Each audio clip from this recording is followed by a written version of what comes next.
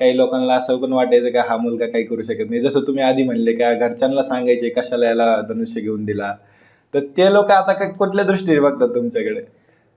कसं असतं, एक यश आणि अपयश याच्यामध्ये खूप मोठा अंतर असतो. एका रात्रीमध्ये तुमच्याकडे पाहण्याचा दृष्टिकोन पूर्ण बदलत असतो. 100%.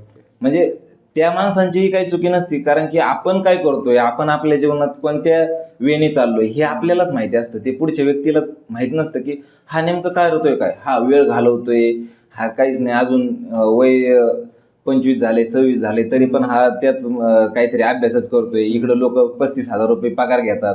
ह्या गोष्टी त्यांना फक्त माहीत असतात. पण हा जो याचा यशाची जे शिखर चढतोय याला टाइम लागणार आहे हे ते लोकांना माहीत नसतं. पण ज्यावेळेस चढतो त्यावेळेस ते लोक अननोन असतात, त्यांना त्यानंतर कळतं की अरे हे काहीतरी वेगळं करतोय, बरोबर. वेगळं झालं आपल्याला. मग त्यावेळेस ते ते ऑटोमॅटिक ते लोक म्हणतात नाही हा अभ्यासच करत होता, हा छानच होता, हा पोरगाच आहे. म्हणजे ते असते. पण काही लोक आपल्या मागं खंबीरपणे साथ पण देणारे असतात, जे बरोबर. की बाबा तू कर मी आहे,